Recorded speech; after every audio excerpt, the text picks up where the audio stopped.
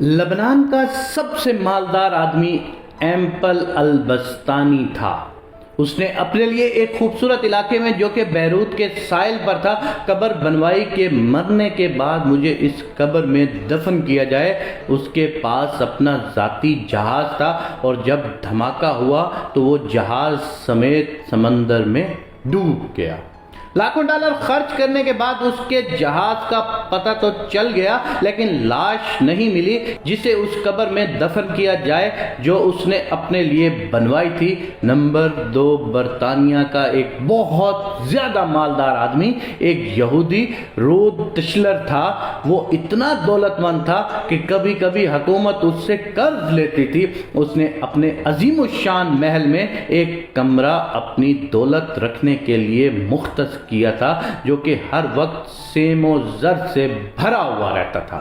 ایک دفعہ وہ اس کمرے میں داخل ہوا اور غلطی سے دروازہ بند ہو گیا۔ دروازہ صرف باہر سے کھل سکتا تھا، اندر سے نہیں۔ اس نے زور زور سے چیخ و پکار شروع کی لیکن محل بڑا ہونے کی وجہ سے کسی نے اس کی آواز نہ سنی۔ اس کی عادت تھی کہ وہ کبھی کبھی بغیر کسی کو بتائے کئی ہفتے گھر سے غائب رہتا تھا۔ جب وہ کسی کو نظر نہ آیا تو گھر والوں نے سوچا کہ حسب عادت کہیں گیا ہوا ہوگا۔ وہ برابر چیختا رہا یہاں تک کہ اسے سخت بھوک اور پیاس لگی۔ اس نے اپنی انگلی کو زخمی کیا اور کمرے کی دیوار پر لکھا، دنیا کا سب سے مالدار آدمی بھوک اور پیاس سے مر رہا ہے۔ اس کی لاش کئی ہفتے بعد دریافت ہوئی۔ یہ پیغام ہے ان لوگوں کے لیے جو سمجھتے ہیں کہ مال و دولت ہی ہر مشکل کا حل ہے اور دنیا کی ہر ضرورت اس سے پوری کی جا سکتی ہے۔ دنیا سے جانا ایک بہت بڑا حادثہ ہے لیکن ہم نہیں جانتے کہ کب، کیسے اور کہاں جانا ہے۔ انسان سفر پر جاتا ہے اور پھر واپس آتا ہے، گھر سے باہر جاتا ہے اور پھر لوٹتا ہے، لیکن جب دم نکل جائے تو پھر کوئی لوٹتا نہیں ہے۔ مبارکباد کے قابل ہیں وہ لوگ جو کسی پر ظلم نہیں کرتے، نہ کسی سے نفرت کرتے ہیں، نہ کسی کا دل زخمی کرتے ہیں اور نہ ہی اپنے آپ کو کسی سے برتر سمجھتے ہیں، اس لیے کہ سب کو جانا ہے۔ ایک آدمی ٹیکسی میں بیٹھا تو دیکھا کہ ڈرائیور قرآن سن رہا ہے۔ اس نے پوچھا، کیا کوئی آدمی مر گیا ہے؟ اس نے کہا، ہاں ہمارے دل مر چکے ہیں۔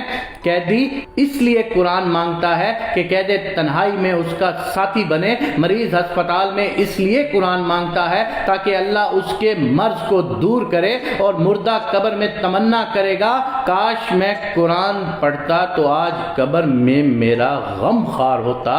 آج نہ ہم قیدی ہیں، نہ ہم مریض ہیں اور نہ ہی ہم مرے ہوئے ہیں کہ قبر میں قرآن کی تمنا کریں۔ قرآن آج ہمارے ہاتھوں میں ہے، آنکھوں کے سامنے ہے، تو کیا ہمیں اس بات کا انتظار ہے کہ ہم ان مصیبتوں میں سے کسی ایک مصیبت میں گرفتار ہو جائیں اور پھر قرآن کو طلب کریں؟ اے اللہ، قرآن کو ہمارے دلوں کی بہار، سینوں کا نور، ایوب کا پردہ پوش، نفوس کا مددگار، قبر کا ساتھی اور روز محشر میں سفارشی بنا دے، اور ہمیں قرآن پاک کے حقوق ادا کرنے کی توفیق عنایت فرما۔